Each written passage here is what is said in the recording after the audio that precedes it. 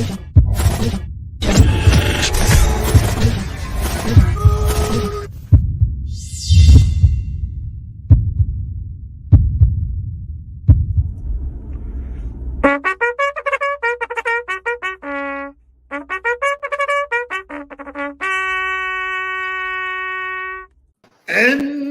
we're back. It's Monday morning. It's an interesting Monday morning. I mean, I'm a disciplined guy, but it's only 2 days this week for me. Wednesday I spend with Kai, and then Thursday I'm in New York. So who knows? Crazy. Who knows? It's right. Yeah, it was a good weekend though. It was rainy. It's kind of yucky. It was a good weekend to catch up on things. I like days like that. Me too. So Me we too. worked out early. We went for breakfast, and then there was no compulsion for me to do anything. It was just like one of those days where I just said, okay, great, man. I'm just going to chill. I read. I put together more Huddle content. I am sad to say I watched the Jets lose to New England in the most heartbreaking way ever. I'm still devastated. I'm telling you. Not good. But I guess, Shay, you're happy because the Dolphins didn't play, so that was a guarantee.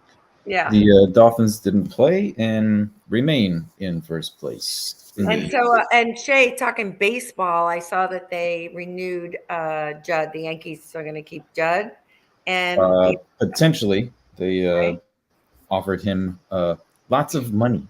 Yes, and Piazza too, right? What's that? Piazza too.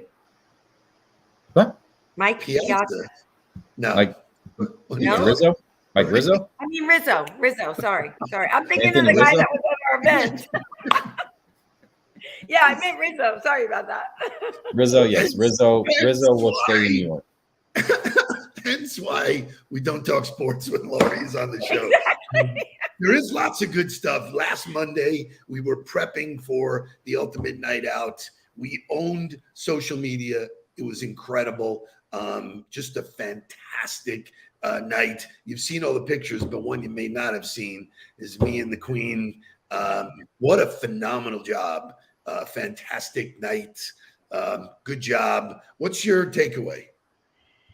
I have to say, I've always been in women's groups and all of that. And so obviously I've never been around the men's group, obviously, but I love the engagement.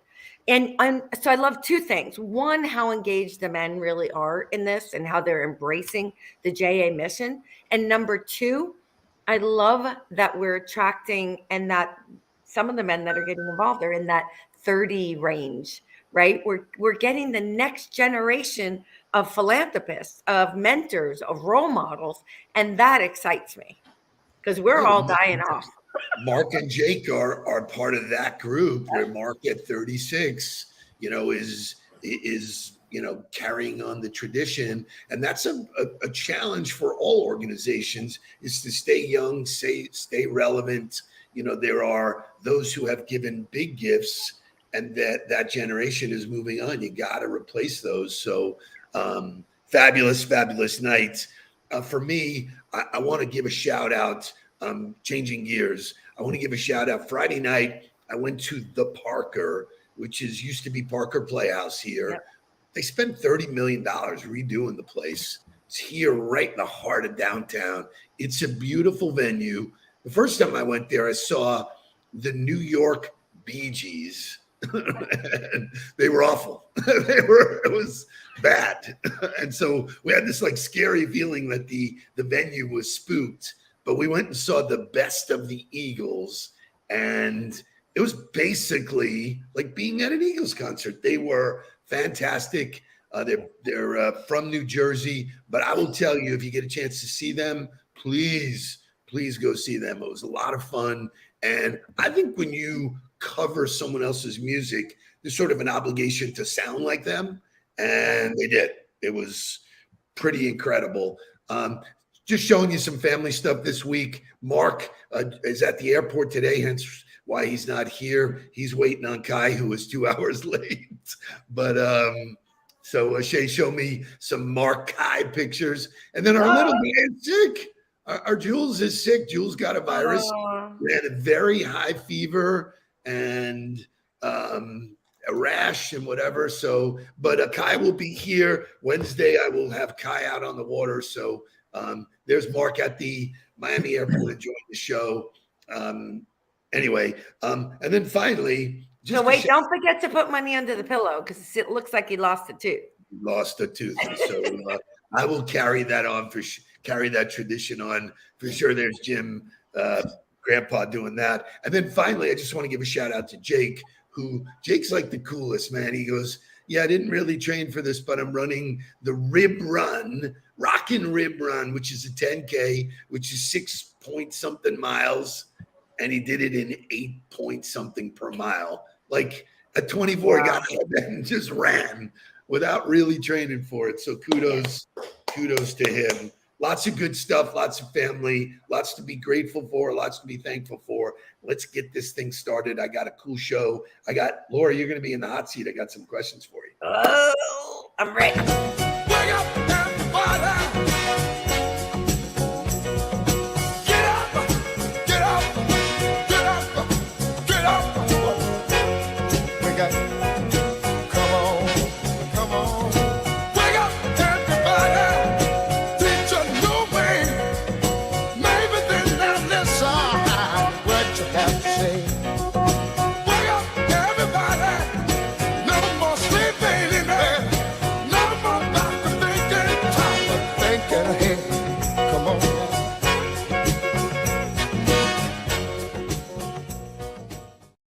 So before we get going, I want to welcome Jonathan Keith to the party.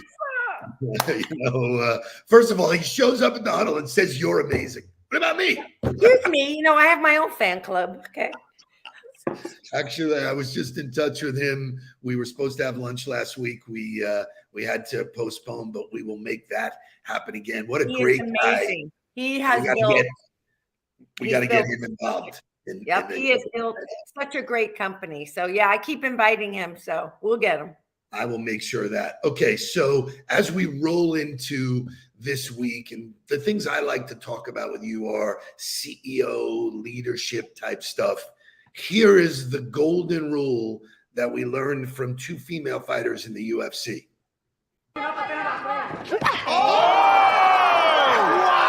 Spinning back kick starts the finish, and Natalia Silva with an epic highlight to begin our day. So here is the lesson. Don't get kicked in the face. I hate boxing, I hate all that stuff. It's violent to me. I don't care. I don't care what business you're in. I don't care what you do or how you do it. Do not get kicked in the face. So, all right, here's a serious question. Load it up.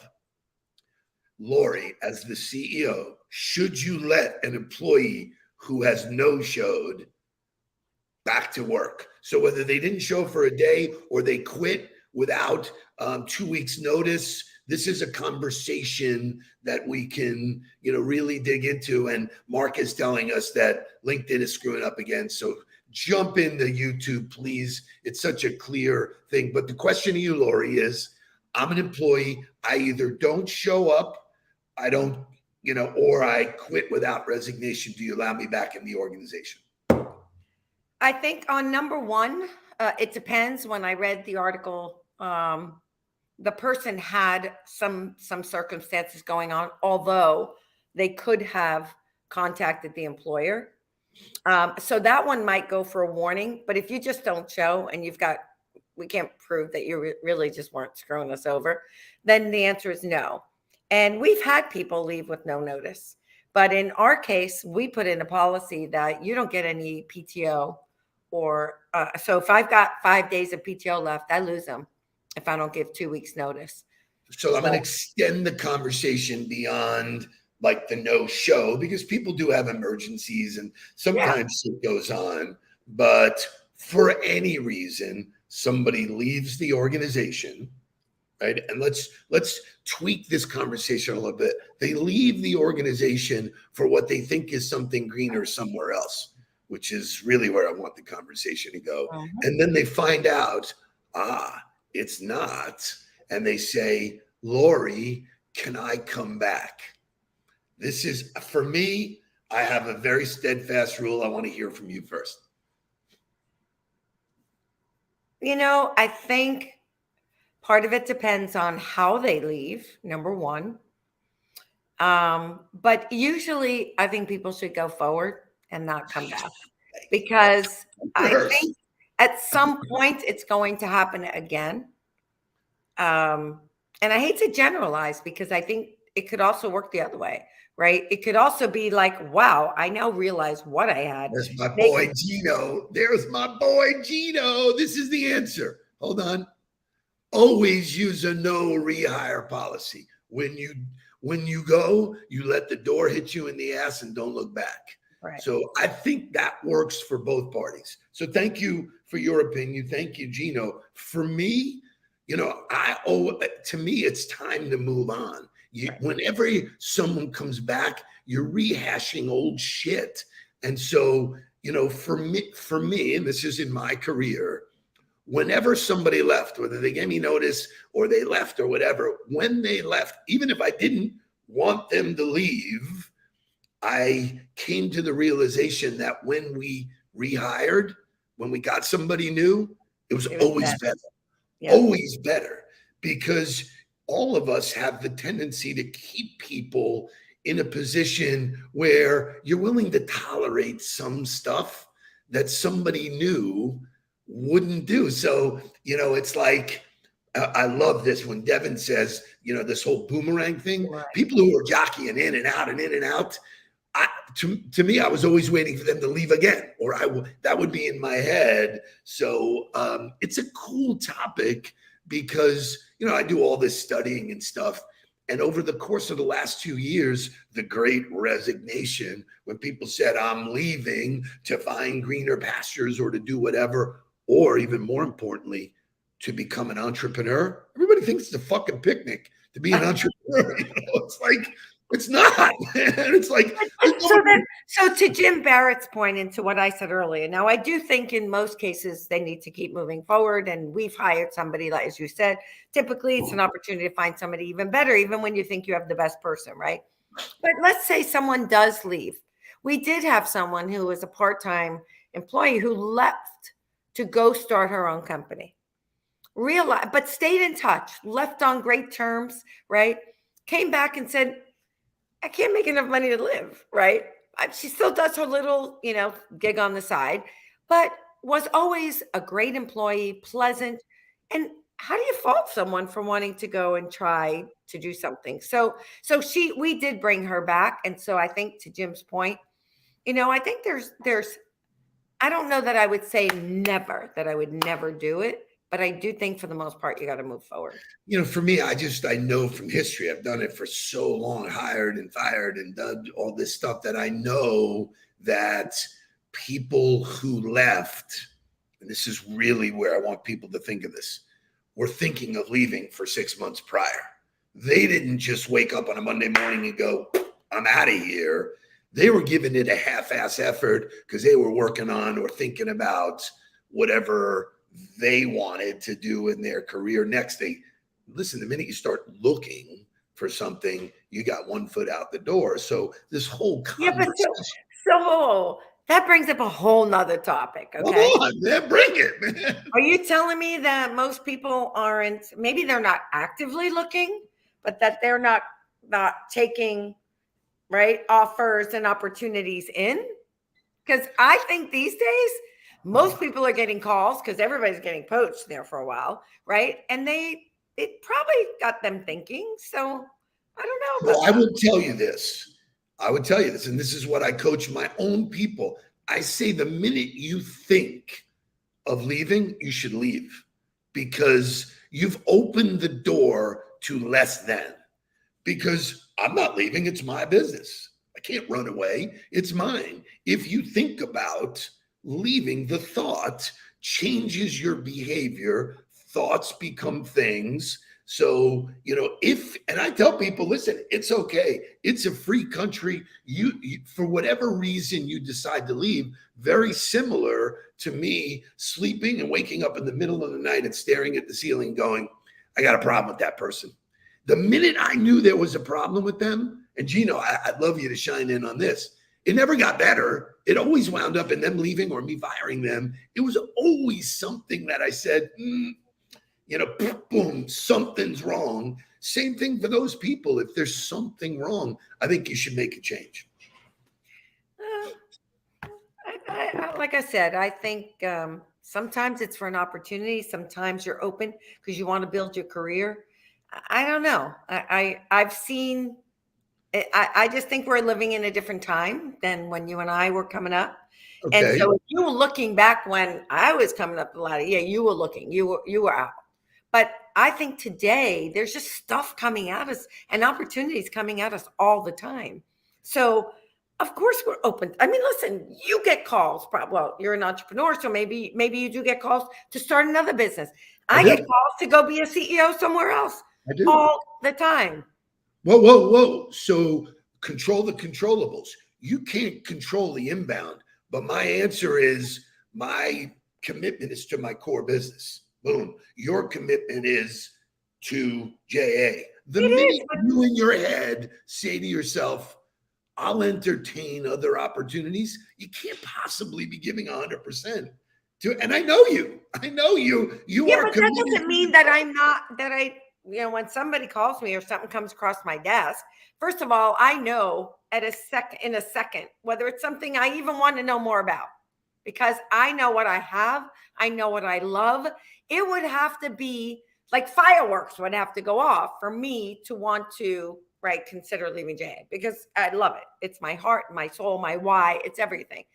But maybe there's a national thing that's going on somewhere that's an opportunity. I still look, and it makes me realize how lucky I am when I'm not interested, that I'm in the place I need to be and want to be. So here's my boy Gino. Most of the time, they will leave again. You are either part of the vision and believe it, or you will always be looking for another opportunity. For me, you're either looking or you're not. The minute you decide to look, you should leave. Mark decided to leave an organization, right? When he first got into sales, he decided to leave. He said to them, I'll give you as much time as you want, but I don't want to be here with me knowing I'm only half here. I want you to know straight up front that I am looking to leave. Boom. And they said, get out. Yeah. They didn't take any of his relationships. They didn't do anything to keep him. So again, Mark, you're either part of the vision or not. Like if I worked for you and I felt like, and this reminds me of a really, really good thing that happened early in my career when I started the marketing and sales company. Boom, I got hired by one of these hot tech companies that was exploding. I saw them in the Wall Street Journal. I went after them, got a meeting with the CEO, and after meeting with them and getting hired, the CEO said, "Hey, I want to go to coffee with you alone." Boom, we go to coffee, and at that meeting, he said to me, "Hey, I want to talk to you about this side gig that I'm doing. I'm getting into the coffee business." I was so bummed out because here, this guy that's leading the troops is diverting his energy and talent to something that was his. If you did that, Lori, you'd lose everybody. That's one of the things. But I am in a way. I mean, aren't I doing my own little side thing, right? With coaching. That's part of what you do there. True. So you're staying in the same lane. You're just allowing it to happen to more people. That's why I love this conversation. There's no right or wrong. I was just going to say there's a lot of mixed views in the comments, but I think, look, I mean, we are in the era of, side gigs, right? I mean, it's the gig, right? What do they call it? The gig economy or whatever. People, I think today, I don't know. I mean, we know a lot of people doing it. By the way, I'm so glad you put up Christians because I couldn't stop laughing when he put it up. Let me tell you how I feel about that on a personal note. When you Good. break up the first time, run like fucking hell. There you go. Okay? Take it from me. The There's first my time you point. break up, but this isn't a bad, right? This is different because this is, if you're breaking up from a relationship, right? Usually it's not a good thing. In business, it can just be for a better opportunity. I Now, don't agree. I think all business is relationship. you I can disagree, but with a relationship, if you and I go back to what Jim Barrett said, it's all about the exit. If I leave a personal relationship because there's a better opportunity for a cuter guy, okay, right? You should not want me back. You're right, okay? But if I'm leaving work, I can't blame somebody for wanting to be promoted or for a better opportunity to better their life and move their career. I don't think that's fair. So, but I am going to tell you, when you leave a personal relationship for bad reasons, run like fucking hell. That's all I can say. think. And by the way, same thing with professional. If somebody leaves on a bad note or they leave you without notice, you're done. You're done.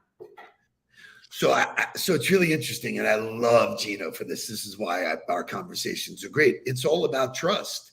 If you could leave when we're in the middle of it, it's like we're in the bunker. I remember Joe Mulling said to me one time, he goes, "I want to be in the foxhole with you." I get it, you know. Well, if we're in the foxhole together, I'm going to go, I'm going to leave you. I'm not going to cover your back. I got to go. It's unheard of. You know, that's what it's about. This is not a lifetime sentence. I mean, when somebody works for you, it's a little different than being in the foxhole. Oh, no. Whoa. You have every right to leave. I'm talking about coming back. I know. You left. So it's not a lifetime sentence at all. You could leave a month, a year, 10 years. You are entitled to your own vision. All I'm suggesting is when in your mind you decide it's okay to look at other opportunities, you should leave because your mind shifted. You know, it's not life or death. It's Navy SEALs. You're either in or you're out. You are there to cover the guy behind you, around you. You're part of a team. When somebody leaves the team, they've made a conscious decision to leave you behind. I'm not going to protect you. I'm going to take care of me. You're entitled to that. That doesn't mean you're entitled to come back ever. For me, I love it. I think it's great. I'm glad that Laura Sherwin showed up because we need to wish Laura Sherwin a happy birthday. It's a day late. Her birthday showed up on a Sunday. Happy birthday. So, well, how cool is that? Thanksgiving week to have your birthday. Yeah. So tomorrow we will have a show all on gratitude. Mark will be back. We're off on Wednesday. We're off through the rest of the week. Any parting words of gratitude?